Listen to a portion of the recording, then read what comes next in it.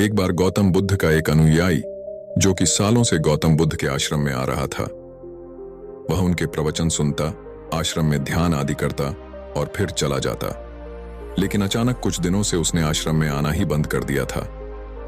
यह बात गौतम बुद्ध ने भी अनुभव की। एक दिन जब गौतम बुद्ध उसे गांव से भिक्षा मांगकर वापस लौट रहे थे, तो रास्ते में उसे अनुयायी का घर भी पड़ा। बुद्ध उसके घर के अंदर चले गए। अंदर जाकर देखा तो वह इंसान आंगन में बैठकर कुछ काम कर रहा था। बुद्ध को देखते ही वह जल्दी से हाथ जोड़कर उनके सामने खड़ा हो गया। उसने बुद्ध को पीने के लिए शीतल जल दिया और बैठने के लिए दिया। तभी बुद्ध कहते हैं, तुम्हारे घर परिवार में सब कुछ ठीक तो है ना अनु? थोड़ा सा शर्मिंदा होने लगा। फिर बोला, अब मैं आपको कैसे बताऊं? बुद्ध ने कहा, तुम बिना संकोच कह सकते हो। अनुयायी कहता है, मेरे वस्त्र कई जगह से फट गया है, उनमें छेद निकल आए हैं, अब वह बिल्कुल भी पहनने लायक रही ही नहीं। बुद्ध ने अनुयायी के वस्त्र देखे, वे बहुत ही बुरी हालत में थे, जगह जगह से फटी थी, कई सारी छेद थी। यह देखकर बुद्ध उठ खड़े हुए और मुस्कुराते हुए अनुयायी के कंधे पर हाथ रखकर बोले, चिंता मत करो, सब ठीक हो जाएगा। बुद्ध वस्त्र भिजवा देने का वचन देकर वहां से चला जाता है।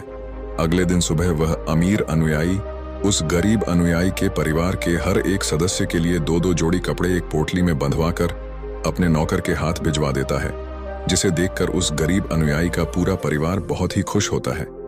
अगले दिन जब वह गरीब अनुयायी दोबारा से बुद्ध के आश्रम उनके प्रवचन सुनने आता है, तो अंत में जाते समय बुद्ध उस अनुयायी को रोककर उससे पूछते हैं, क्या अब तुम अपने नए वस्त्र में आराम से हो?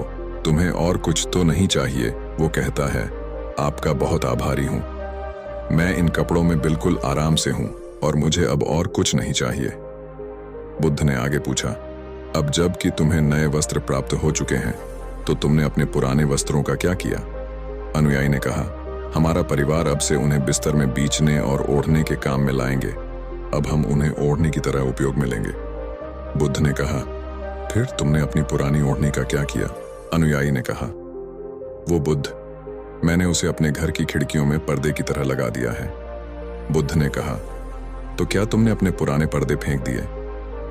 अनुयायी बोला, नहीं बुद्ध, अब मैं उन पर्दों के छोटे छोटे टुकड़े करके उनका उपयोग रसोई में गर्म बर्तनों को उतारने और पकड़ने के लिए कर रहा हूं।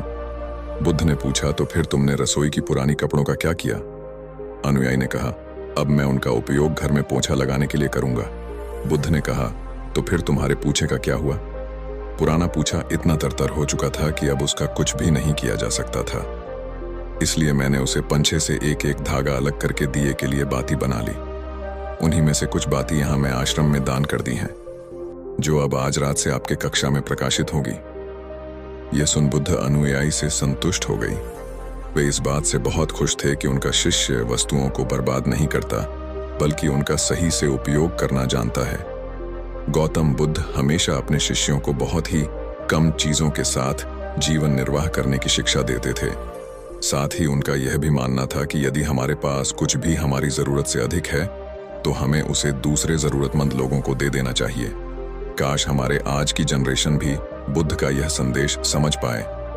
आज लगभग हर इंसान अपनी जरूरत से अधिक चीज खरीद रहा है।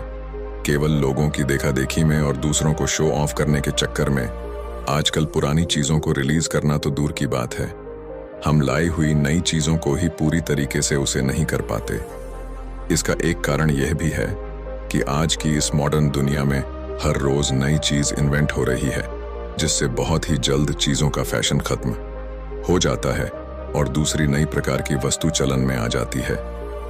आजकल जब हम कोई फोन या इलेक्ट्रॉनिक प्रोडक्ट लेते हैं, तो उन्हें कितने तरह के फंक्शन की जांच करते हैं, लेकिन एक सर्वे के अनुसार एक इंसान अपने फोन के 60% फीचर्स कभी यूज नहीं करता या फिर बहुत ही कम बार उसे यूज करता है। यानी कि अगर वो फीचर्स ना भी होते, तब भी उस इंसान का काम रुकने वाला नहीं था। पर ये तो है मानव निर्मित चीजों की बात।